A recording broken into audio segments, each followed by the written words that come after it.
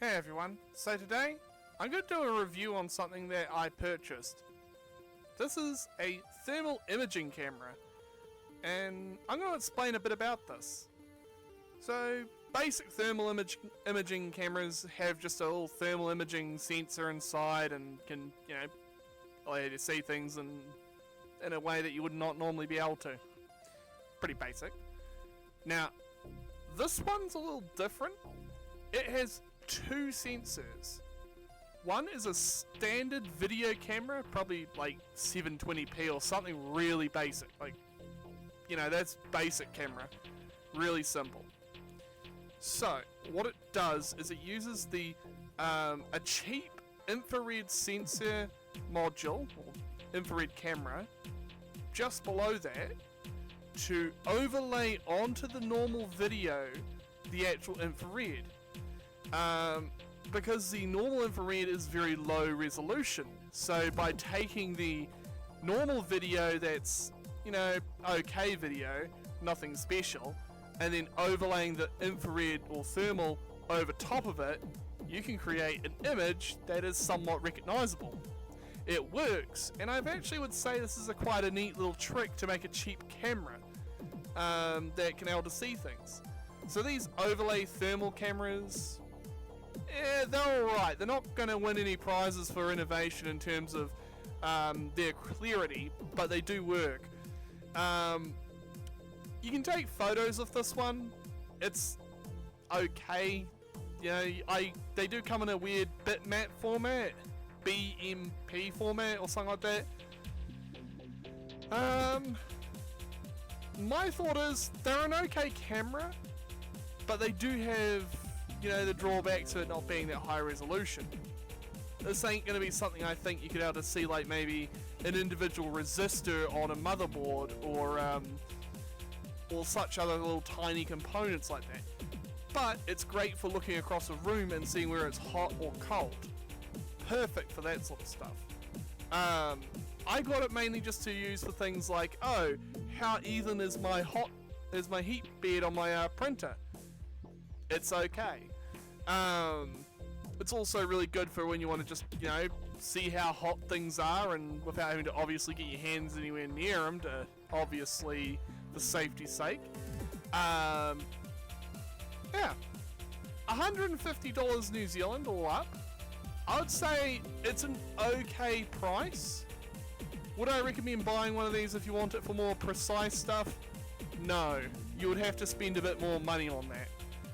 But for things that are like about, a few inches in size and at most at a few meters, you're probably going to see it if it's producing a good amount of heat.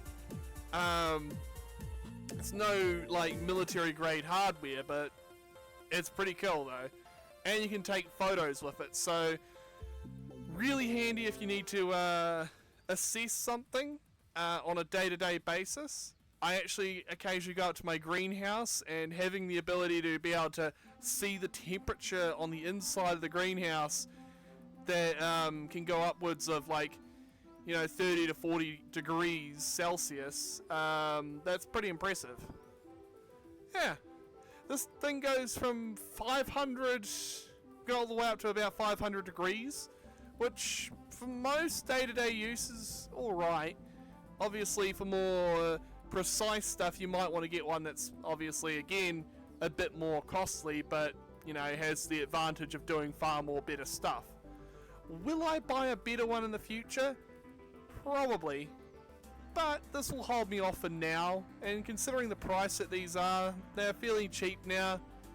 I'd say if you're just looking for something on the cheap side, they're alright. You're not going to have to spend anything too much. Now, the reason I went with these handheld ones is, one, there's no application required to use this other than the photos and file manager on your computer or phone.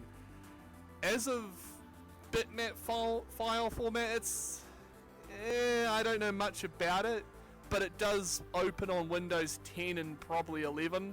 You might have to do some workarounds with other programs and operating systems, so you can use it. It's just, it comes with an 8 gig SD card, and uses Type-C for charging. So I'm going to call that a win, at least with the storage and the SD card and all the plug-in ability. It doesn't seem to show up with anything when I plugged it in with the cable that came with it. It would have been kind of cool to be able to have a low resolution camera that was thermal, even if it wasn't that good.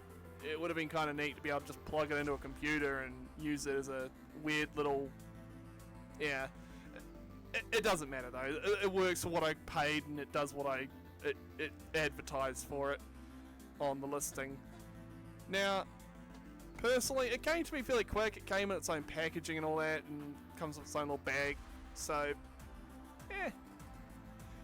honestly, it's definitely a 4 out of 5. It's not like I'm gonna recommend this at every level. This is something that if you were looking for something on the more cheaper and budget-friendly side, under $200, I would recommend. But if you're looking for something that's more precise for little wee tiny surface-mounted components, no. But otherwise, I hope you all have a nice day, and yeah, this has just been Vulcanax, and another weird little review. Bye! Pwah!